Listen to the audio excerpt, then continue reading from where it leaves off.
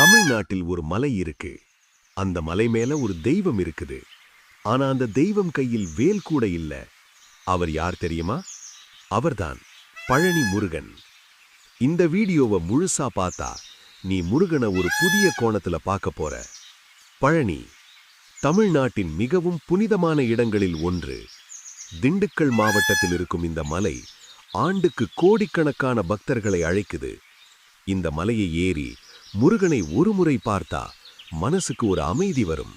அது சொல்ல முடியாத உணர்வு. ஒரு நாள் சிவபெருமான் ஒரு ஞானப்பழம் கொடுத்தார். அதை யாருக்கு கொடுக்கணும் என்று முடிவு பண்ண முருகனும் கணேசரும் போட்டி போட்டாங்க. உலகத்தை 3 தடவை சுத்தி வர்றவன் தான் இந்த பழம் வாங்கணும்னு சிவன் சொன்னார். முருகன் உடனே மயிலில் ஏறி பறந்தார். ஆனா கணேசர் சின்ன யோசனை பண்ணினார். எனக்கு என் அப்பா அம்மா தான் உலகம்னு அவர்களை சுற்றி வந்தார். கணேசர் ஜெயித்தார். இதை கேட்ட முருகன் மிகவும் வருத்தப்பட்டார். எனக்கு யாருக்கும் தேவையில்லையா என்று நினைத்து அவர் இந்த பழனி மலைக்கு. அப்போது சிவபெருமான் வந்தார். முருகனை, அதாவது நீயே ஞானம், நீயே எல்லாமும். அதனால்தான் இந்த இடம் பழனி என்று அழைக்கப்படுகிறது. இங்கே இருக்கிற முருகன் மற்ற இடங்களைப் போல இல்ல. அவர் கையில் வேல் இல்லை, ஒரு தண்டு மட்டும். அதனால்தான் அவரை தண்டாயுதபாணி என்று சொல்கிறார்கள். எல்லாவற்றையும் விட்டுவிட்டு துறவு வாழ்க்கையை எடுத்தவன். அதான் இந்த வடிவம்.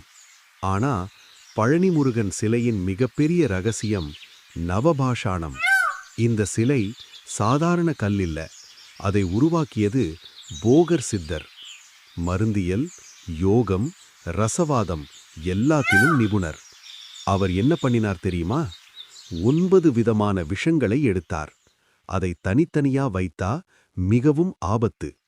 ஆனா அந்த 9 விஷங்களையும் சரியான அளவில் சேர்த்து ஒரு மருந்தாக மாற்றினார். அதுதான் நவபாஷாணம்.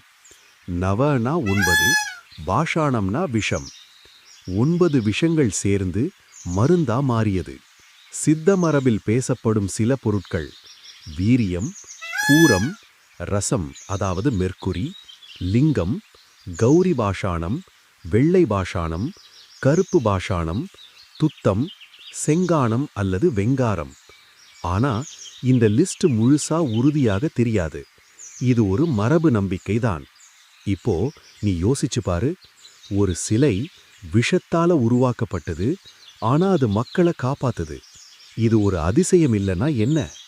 பழனி கோவிலில் முருகனுக்கு அபிஷேகம் பண்ணும் பால், தண்ணீர் அந்த சிலையை தொடும்போது அதுல இருக்கும் மருந்து தன்மை கலந்து அது ஒரு தீர்த்தமாக மாறுது. அதனாலதான் பலர் அந்த பாலை எடுத்துக்கிட்டு மருந்து மாதிரி குடிப்பாங்க. உடல் நலம் மேம்படும், மன அமைதி கிடைக்கும், சக்தி கூடும் என்று நம்புறாங்க.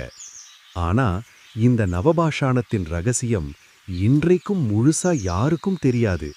அது போகர் சித்தருடன் மறைந்த ஒரு மர்மம். இந்த மலையை ஏறணும்னா 600க்கும் மேல் படிகள் இருக்கு. பலர் காலில் செருப்பில்லாம ஏறுவாங்க. ஒவ்வொரு படியையும் ஏறும்போது ஒரே ஒரு வேண்டுதல்: முருகா, என் கஷ்டம் தீரணும். பலர் சொல்றாங்க, பழனி முருகனை மனசார வேண்டினா கடன் குறையும், பிரச்சனை தீரும், மனசு லைட் ஆகும். இது வெறும் நம்பிக்கை இல்ல, பலரின் அனுபவம்.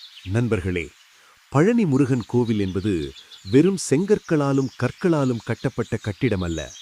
அது நம் முன்னோர்களின் அபாரமான அறிவியல் அறிவிற்கும் போகர் சித்தரின் தவ வலிமைக்கும் ஒரு வாழும் சாட்சி. விஷத்தையே மருந்தாக்கி அதை உலகை காக்கும் கடவுளாக மாற்றிய அந்த ரகசியம் இன்றும் அந்த மலைக்கோவிலில் அதிர்வுகளாக நிறைந்திருக்கிறது. நீங்கள் எப்போதெல்லாம் மன அழுத்தத்திலோ அல்லது உடல் பிணியிலோ இருக்கிறீர்களோ அப்போது ஒரு முறை பழனி மலை ஏறி அந்த தண்டாயுதபாணியை தரிசித்து வாருங்கள். உங்கள் வாழ்வில் நிச்சயம் ஒரு மாற்றம் நிகழும். இந்த தகவல்கள் உங்களுக்கு பயனுள்ளதாக இருந்திருக்கும் என்று நம்புகிறேன். இது போன்ற இன்னும் பல சுவாரஸ்யமான ஆன்மீக மற்றும் அறிவியல் ரகசியங்களை தெரிந்து கொள்ள உங்கள் புதிய தளிர் ஒளிகள் சேனலை இப்போதே சப்ஸ்கிரைப் செய்யுங்கள். இந்த வீடியோவை உங்கள் நண்பர்களுக்கும் உறவினர்களுக்கும் பகிர்ந்து முருகனின் அருளை பெறச் செய்யுங்கள். உங்கள் கருத்துக்களை கீழே உள்ள கமெண்ட் பாக்ஸில் பதிவிடுங்கள். மீண்டும் ஒரு அற்புதமான வீடியோவில் உங்களை சந்திக்கிறேன். அதுவரை முருகனுக்கு அரோகரா, கந்தனுக்கு அரோகரா.